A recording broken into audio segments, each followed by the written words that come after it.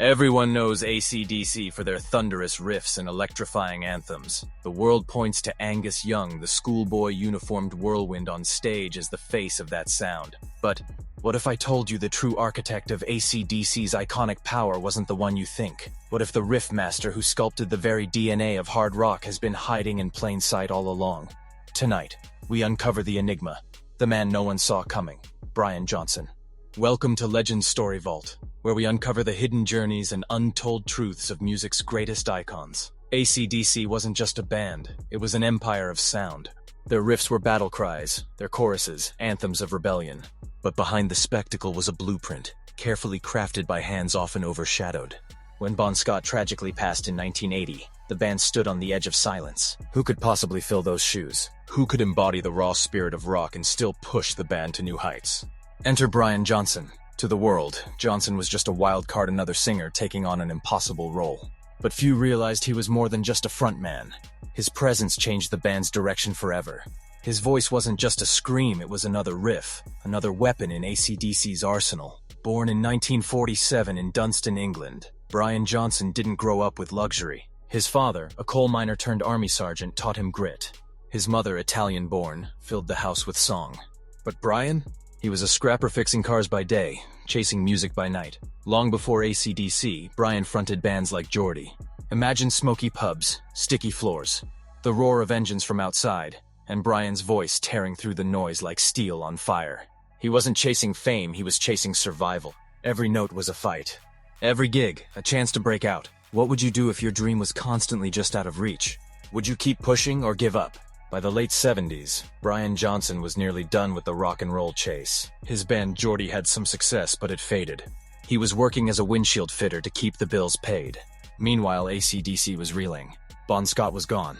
The world mourned, and the band faced their greatest test. Then fate intervened. A tape of Brian landed in the hands of ACDC's camp. Angus Young remembered watching him years earlier, how Brian sang like a man possessed, even writhing on stage from appendicitis but refusing to quit.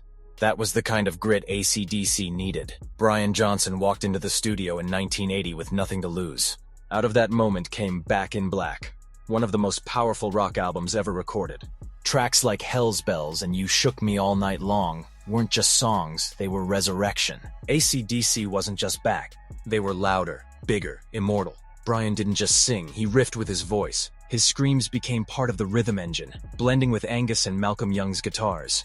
For decades, fans thought of riffs as strings and frets, but in truth, Brian's vocal attack carved just as deep. Do you think a voice can be a riff? Listen to Shoot to Thrill again and ask yourself, is Brian singing or is he shredding? Through the 80s and beyond, Brian Johnson became the sonic battering ram of ACDC. Stadiums shook as his voice turned crowds into armies. From For Those About to Rock to Thunderstruck, he carried the flame with unrelenting power. But here's the hidden truth. While Angus spun like a demon across the stage, and Malcolm laid the rhythm foundations, it was Brian who redefined what ACDC could be after tragedy. He was the unexpected riff master, the weapon no one saw coming. But even riff masters bleed.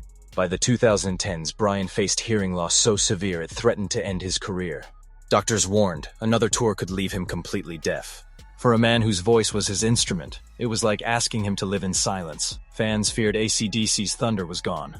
Yet Brian, just like in his youth, refused to surrender.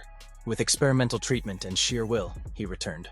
Not as a shadow, but as a storm. Today, Brian Johnson isn't just a frontman. He's proof that resilience can echo louder than riffs. His legacy isn't only about screaming vocals. It's about defiance, reinvention, taking a tragedy and turning it into triumph. Do you believe Brian Johnson saved ACDC, or did ACDC save him?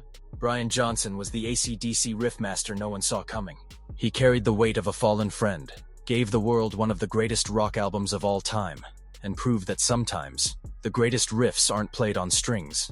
They're screamed from the soul. Which moment in Brian Johnson's story surprised you the most? Let us know in the comments, and don't forget to subscribe for more untold stories on Legend Story Vault.